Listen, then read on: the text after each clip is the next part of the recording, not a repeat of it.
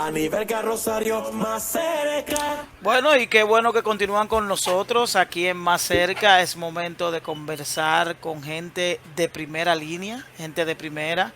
Nos acompaña el abogado José Dantes, quien es político, miembro del Comité Central y secretario de Asuntos Jurídicos del PLD. Bienvenido a Más Cerca, José Dantes.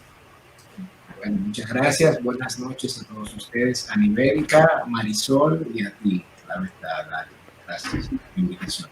José, yo creo que debemos iniciar viendo esto de lo que ha ocurrido en la Junta Municipal, en la Junta del Distrito, donde se ha dado una situación donde hay acusado un miembro del Partido de la Liberación Dominicana. Digo acusado porque aparece una declaración donde la persona establece que ciertamente estuvo manipulando, se establece la palabra, actas para favorecer a algún candidato a diputado específicamente en esta Junta del Distrito Nacional. Mira, por las informaciones que he visto en la prensa, entiendo que se trata de una persona que aparentemente, digo aparentemente, le dieron alterando unas actas de una circunscripción en particular. Ahora, ¿qué ocurre? Esta persona era un delegado acreditado ante la Junta Electoral de ese Distrito Nacional, número uno. Y número dos, está totalmente comprobado que esa persona alteró actas. Dos, tres. Yo creo que desde los tiempos de Balaguer no había visto un documento donde alguien confesara por escrito la comisión de un crimen y de un delito. Creo que estas son prácticas realmente que datan de hace mucho tiempo, donde se forzaba a cualquier sospechoso a firmar un documento elaborado por un tercero que dijera lo que ese tercero quería que dijera. Con esto no quiero decir ni quiero defender que la persona que ha sido acusada de estos hechos lo haya hecho o no. Simplemente que me parece muy curioso que un Estado social y democrático en el cual estamos viviendo, cuando el mismo Ministerio Público sabe muy bien que la confesión de un imputado no tiene validez, realmente ese haya sido el único elemento para apresar a esta persona y por vía de consecuencia hubo que dejarlo en libertad, por las informaciones que yo manejo. Pero claro, te tengo la Junta Electoral no es el órgano tampoco facultado en este caso para haber antepuesto una denuncia o una querella en contra de esta persona por alguna violación a la ley electoral. Pero de todas maneras, sea cierta o no la acusación, al menos así se comunicó inicialmente, y de hecho yo tengo entendido que mañana esa persona va a ser interrogada por la Procuraduría de Delitos Electorales, pero es un miembro del PLD que está involucrado en un presunto delito. ¿Esto no les llama la atención a ustedes? Hubo expresiones como los palitos, las bolitas, que ya uno pensó que nunca iba a escuchar hablar de eso, y resulta que supuestamente es un miembro de su partido quien encabeza esas prácticas.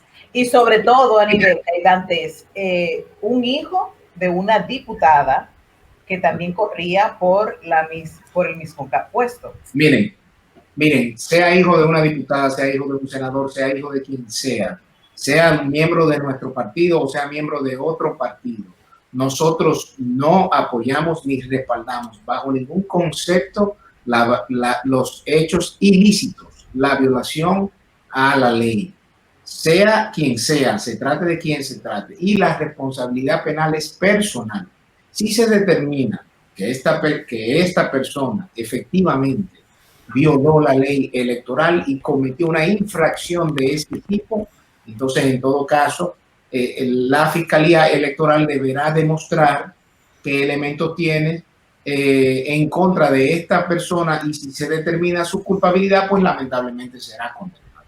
Pero no creo realmente que nosotros debemos precipitarnos desde la Corte de la Opinión Pública a dar nuestro parecer sin tener los elementos de juicio a mano.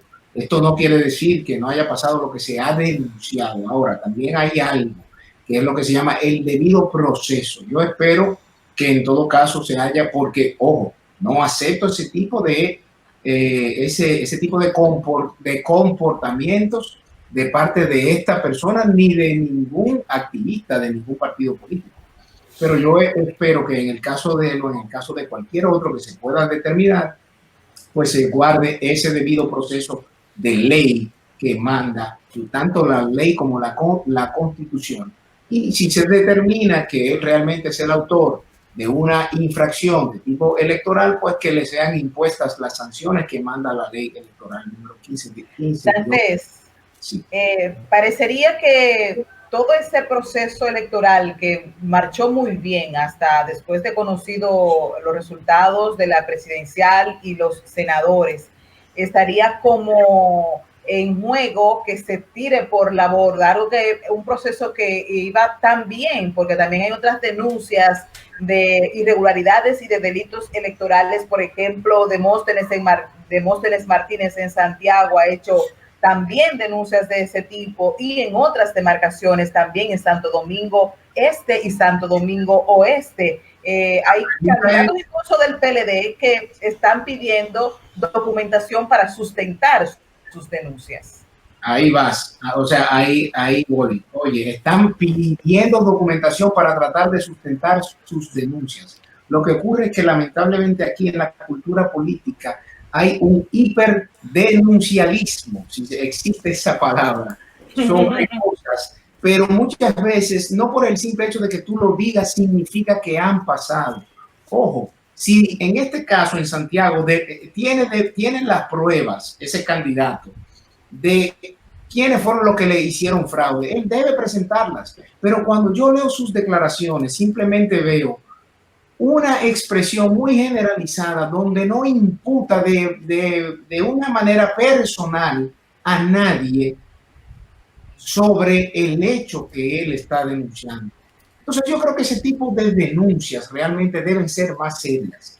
¿Por qué? Porque todo el que sabe un poco de proceso penal, y creo que ese diputado de Santiago, a quien le tengo mis estimas porque es todo un caballero, sabe muy bien, y creo que fue presidente de la Comisión de Justicia en algún momento de la Cámara, sabe muy bien que hay que individualizar la acción que se imputa a una persona.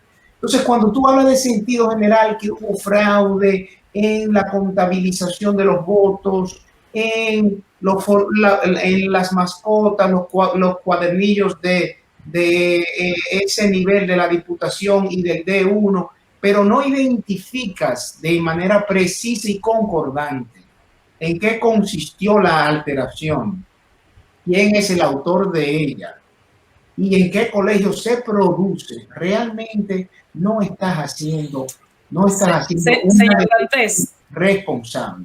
Pero resulta que el partido al cual usted pertenece denunció de travesuras y de intentos por despojarles de la senaduría de la provincia Elías Piña, que ostenta el señor Lorenzo. Claro, pero el PRM ha dicho que ustedes juzgan por su condición y que no, que para nada, que ellos no tienen que ver con eso. Mira, a mí me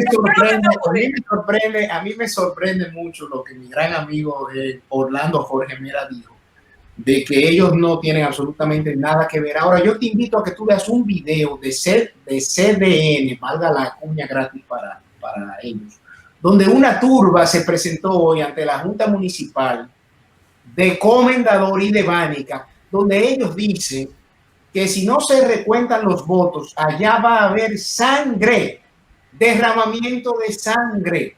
Entonces, de verdad, si por un lado usted tiene una turba alterando la paz pública, ¿no? Y exigiendo algo que la ley electoral no contempla, y por otro lado tiene a un dirigente que está diciendo que nosotros estamos en pleno respeto de la voluntad popular de esa provincia. hay como una contradicción, ¿no? Entre el discurso y los hechos. Entonces, yo les invito a ustedes tres que vean los videos de esta tarde, del día de hoy, donde turbas han ido a presionar a las juntas municipales de esa provincia a los fines de simplemente no pedir en ciertos casos reconteo, sino declarar como ganador al candidato del PRM. O sea, independientemente de si haya ganado o no haya ganado. ¿Desde cuánto fue la diferencia? Disculpa, Darí, ¿de cuánto fue la diferencia? 210 votos. 210 votos, con el 100%. Votos que luego de haberse contado los votos nulos, ok, era de 217 votos y baja a 210 votos. Entonces, si usted es un demócrata, aún usted haya perdido por un voto, usted perdió. Obviamente. Entonces, si este es el partido que está propugnado por un cambio, yo creo que el cambio debe de expresarse de manera inicial en la forma de actuar de sus dirigentes. Entonces, a mí usted acaba por un lado digan que no tienen, que ellos están respetando la voluntad popular de Elías Piña, y por otro lado, por favor les pido que vean un video donde hay turbas hoy en las juntas municipales de Elías Piña, donde expresan que si no se declara ganador a su candidato, allá habrá derramamiento de sangre. Sí, señor Dantes, usted al inicio de la conversación, usted hablaba de manera muy clara de que las responsabilidades penales son individuales. Sí. Y cuando nos referimos al caso del delegado de una persona que estaba dentro de la Junta Central del Distrito, de la Junta del Distrito, como representante del PLD, porque ahí no tiene acceso todo el mundo. Para poder ingresar a una junta de cualquier localidad, hay que tener hay que estar acreditado ante la junta, ante esa junta. Sí. Por tanto, independientemente de que la responsabilidad es penal, hay una responsabilidad de representación.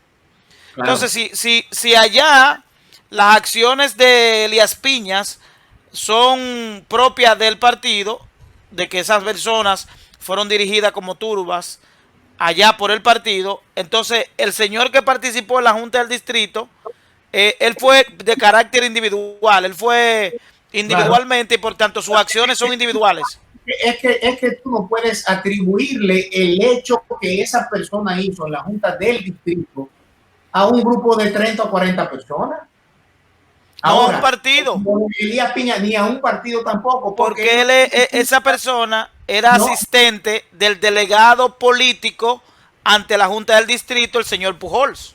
Claro, pero eso no significa que lo que él haya hecho mal sea hecho por una instrucción que le haya dado el partido.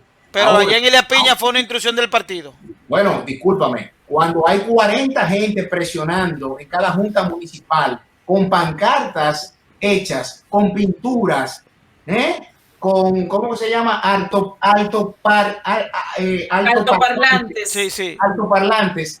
Yo creo que ya eso realmente no se trata de una acción individual, sino de una acción orquestada. ¿Por el candidato puede ser? No, yo no estoy diciendo por cuál candidato, por un grupo. Ahora, ese grupo defiende los intereses de cuál partido, del PRM. Tú me estás hablando de un caso de un chico que aisladamente se descubrió que estaba haciendo algo irregular. Y si se comprueba, que pague las consecuencias. Ahora, es decir, que usted como director, secretario de Asuntos Jurídicos del PLD, no va a prestar asistencia jurídica a este miembro del PLD. Es que, a ver, algo. Entiendo que, por los datos que tengo hasta el día de hoy, esta persona no le han sido presentados ningún cargo. Sí, pero va a ser citado mañana. Bueno, está siendo citado para mañana. Bueno, una cosa es que sea citado. Ahora, la Secretaría nuestra no ha llegado ningún dato en ese sentido, ni ningún requerimiento en ese sentido. O sea que no tengo conocimiento. En el caso de que requiera algún tipo de asistencia legal, como todo el mundo, como manda la tutela judicial efectiva en el artículo 69 de nuestra Constitución, todo el mundo tiene derecho a un abogado. Si requiere la asistencia nuestra, pues se la vamos a dar. Ahora, lo que usted puede tener por seguro, y todo el que me conoce lo sabe, es que no patrocinamos las cosas que no estén bien hechas. Si esa persona le pueden demostrar, se determina que incurrió en un crimen o en un delito electoral, tendrá que pagar por ello, pero bajo un debido proceso de ley. Luego de una investigación donde se le impute de manera individualizada cuáles son los cargos que tiene. ¿Qué va a pasar? Un público oral y contradictorio que ahora, lamentablemente, la Suprema Corte de Justicia pues no está haciendo señor Dantes, ¿qué va a pasar con el PLD? Bueno, todo el mundo dice, va a venir una revisión, el culpable es este, el culpable es aquel.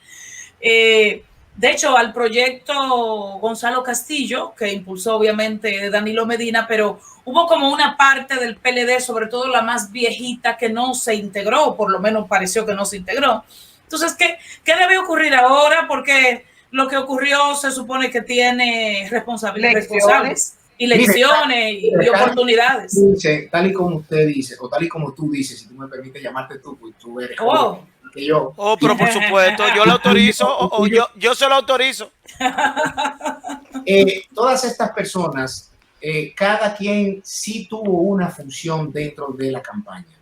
Que la función dentro de la campaña fuera un poco distinta a lo que tradicionalmente nosotros estamos acostumbrados a ver en una campaña política es otra cosa, porque fruto de esta pandemia no era posible llevar a cabo una serie de actividades como nosotros estamos acostumbrados a verlas. Ahora, yo sé que cada miembro del comité político tuvo una función y que cada miembro del comité político cumplió con la función que le tocaba en la zona en que le correspondía. ¿Y qué aprendizajes deja? El que no lo hayan visto, eso no significa que no haya cumplido con su función. Donde yo creo que está el gran problema nuestro, que hubo una desconexión de nuestro partido con los intereses de la sociedad dominicana. Entonces creo que debemos ser lo suficientemente humildes para reconocer que hubo esa desconexión y que nosotros ahora lo que requerimos es entrar en un proceso de reflexión, de introspección y de autocrítica para poder determinar dónde fallamos, cómo fallamos y por qué fallamos. Y ver de qué manera entonces nosotros tratamos de interpretar el sentido social del pueblo dominicano para hacer de las causas sociales de ese pueblo nuestro estandarte para un tercer PLD, porque ya nosotros pasamos de un PLD de cuadros, que era aquel PLD viejo, pequeño, al de masas, al de un PLD Popi a un PLD guau. 2001, que se convirtió en una maquinaria electoral y que cumplió con su función durante ese momento, pero ya la sociedad dominicana reclama de los partidos políticos otro tipo de instituciones. ¿Cuáles? Instituciones en las que ellos puedan confiar que van a hacer suyas las causas que preocupan a mi comunidad. Desde lo interno, Dantes, reclaman la cabeza de los miembros del comité político. ¿Podría ser esto posible? Para que gente como tú pueda ir al comité político. Pueda ir al comité político. Yo no sé si esto es un tema de cabezas. Ojo, hay que tener mucho cuidado aquí de caer en el populismo. En la Revolución Francesa, Danton, Robespierre eran los amos de la guillotina y ambos fueron muertos por esa misma guillotina. Entonces, pensar en cortar las cabezas. Yo creo que aquí lo que nosotros tenemos que hacer como miembros de un partido que somos es sentarnos a dilucidar cuáles fueron las fallas en las que como colectivo incurrimos y ver de qué forma se puede superar. Y la desconexión viene también por ahí, quizás, porque la sociedad quizás aspiraba a que nuestro partido realmente, que es un partido de vanguardia, fuera el que diera el primer paso en motorizar una transición hacia una nueva generación. Quizás ahí nos faltó un poco de conexión. Y la imposición de Gonzalo, imponer a Gonzalo, no en eso, o que quizás se priorizara más a cierto tipo de seguidor que a otros. Pero es que yo no lo veo como una imposición. Yo oigo que dicen imposición. pero yo veo un proceso que se llevó a cabo a través del cual todos los precandidatos acordaron ir a un sistema de medición de encuestas. Pero recuerden antes al que quedara en primer lugar. Y el que quedó recuerden antes el compañero Castillo. Y entonces ese es el compañero al que la corriente nuestra.